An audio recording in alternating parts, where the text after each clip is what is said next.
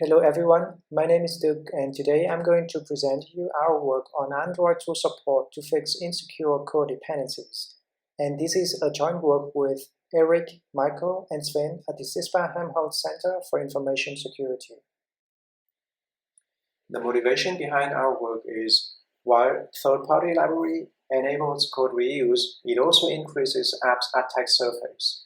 When a library, especially the outdated one, contains a security vulnerability, this vulnerability can be multiplied when the library is being integrated into different applications. And the problem becomes even worse because even when security fixes are available, app developers tend to keep using the outdated libraries. We have seen two possible directions to fix apps' outdated dependencies. The first one is to perform automatic patching on compiled apps.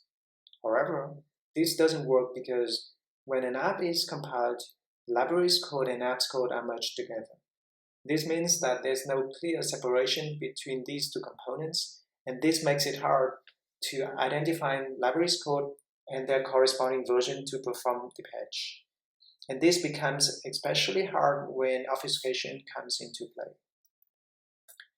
And the second direction is to perform the fix during development phase, because at this phase, we have the information of the included third-party libraries and their corresponding versions. However, existing work has shown that this is not an easy task for developers because there's no information regarding to compatibility and security of the included third-party libraries. Especially the lack of tool support makes it hard for software developers to perform the task. With that in mind, we propose Up2Dep, a tool support integrated in development environment where information of the included third-party libraries is available. And secondly, Up2Dep provides developers with security-related information so that developers can avoid libraries with security and privacy problems. And lastly, Up2Dep provides developers with updatability information so that developers can easily navigate and update their project's dependencies if API incompatibility occurs. First, to guarantee developers API-level compatibility when suggesting updates, Up2Dep employs libscot to pre-analyze libraries to find changes across versions. And secondly, to help developers avoid reusing insecure libraries, Up2Dep employs CuongNguyen to automatically scan libraries for cryptographic API misuse. And we also manually check for publicly disclosed vulnerabilities of libraries. And having these two sources of information, we provide developers with security and updatability information in real time by performing static analysis on developers' code as they write it. To create our library database, we built a crawler to download third-party libraries from popular repositories such as Maven and Google. In the end, our database contains around 1,800 libraries, totaling in about 37,000 versions.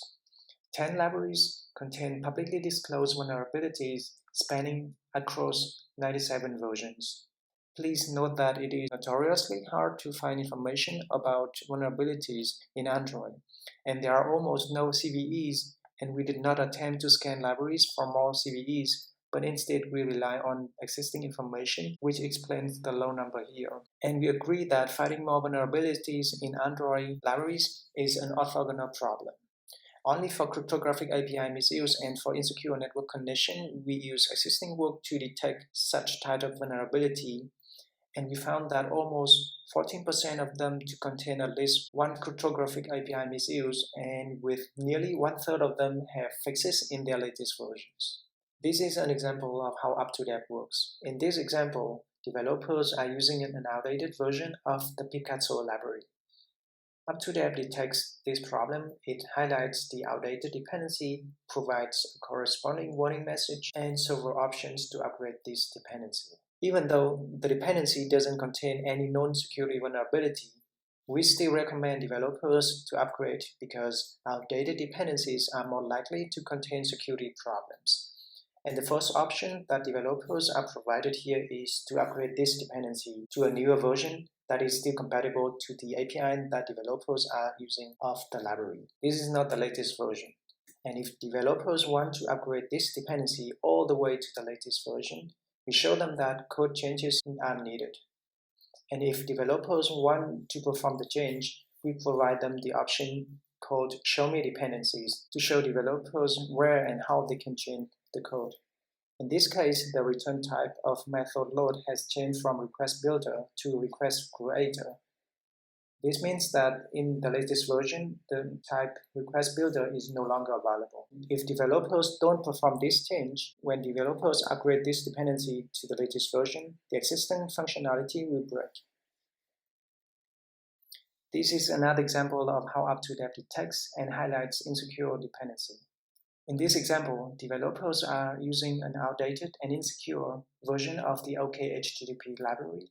Up2Dep detects these problems. It highlights the insecure dependency and provides a warning message explaining the situation. If developers wish to learn more about this type of vulnerability, they can click on the attached link. Similarly, when developers reuse an API from a library that misuses cryptographic API, Up2Dep detects this problem and highlights the dependency. It also provides developer warning message explaining the situation, and developers can click on the link to learn more about this vulnerability. In both situations, when no fixes are available in newer versions of libraries, developers are recommended to not use these libraries at all. To evaluate Up2Dep, we publicly released Up2Dep on Android Studio plugin repository. We also presented Up2Dep at TroyCon 2018, which is an international Android developers conference. We use Twitter, Facebook, and other social media platforms to advertise Up2Dep further. And to measure how Up2Dep works, we provide built-in telemetric features to gather anonymized information on how developers use Up2Dep. We also provide developers in-context feedback feature that allows them to provide us feedback on certain features that they are using. And in the end, we also survey developers for more information such as demographic and usability information of our tool. In our evaluation, 56 developers have tried Up2Dep within their daily programming tasks. 116 outdated dependencies belonging to 34 projects have been updated by the support of Up2Dep. Most importantly, 8 dependencies with security problems have been avoided with the help of Up2Dep. And in our survey with developers, Up2Dep receives a score of 76.2, which is considered good in terms of usability by developers. Regarding the in-context feedback that we receive from developers, in total, we received 60 feedbacks from 22 developers. The majority of them is that the provided tag is correct and they find it useful. Besides, we also received some feedback belonging to the other category. However, we could not draw any conclusion on these feedbacks as we did not collect source code of the projects. Further, we received 4 feedbacks that the provided tag is incorrect, meaning that here we have false positive. We further investigated the dependency behind these feedback and learned that secondary dependency causes these problems. Specifically, when a library depends on another third-party library, and app developers also include a different version of that library. And this leads to 2 versions of the same library are included in the project, and this might cause conflicts of APIs in the app. We invited you to read our paper for more details regarding this problem.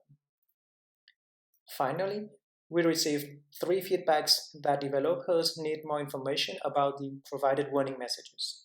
And these feedbacks are related to cryptographic API misuse. And this suggests we need to make warning messages of cryptographic API misuse more developer-friendly. So far, Up2Dep has shown its positive impact as a tool support to fix insecure code dependencies. It also has several limitations. First of all, Up2Dep only guarantees API-level compatibility, while semantic changes might cause undesired behaviors. We are certainly aware of this problem, and there's a concurrent work that is investigating on how to detect this problem as well. However, the focus of our project was to engage developers with such a tool support solution and gather first hands-on feedback about the usefulness and acceptance of such a solution, which was until now only proposed as a potential solution to library outdatedness in the literature. Secondly, in this work, we manually collect publicly disclosed vulnerability, which is not a scalable task. Future work could investigate an automatic approach to retrieve and notify developers about publicly disclosed vulnerability. Further, our work only examined the short-term impact of tool support solution. Future work could study the long-term impact of such a solution to examine developers' behavior, for example, whether their behavior changes over time. And finally, future work could perform third-party library analysis to cover different aspects of their security and privacy implications to inform developers accordingly. For example, permission usage of third-party libraries.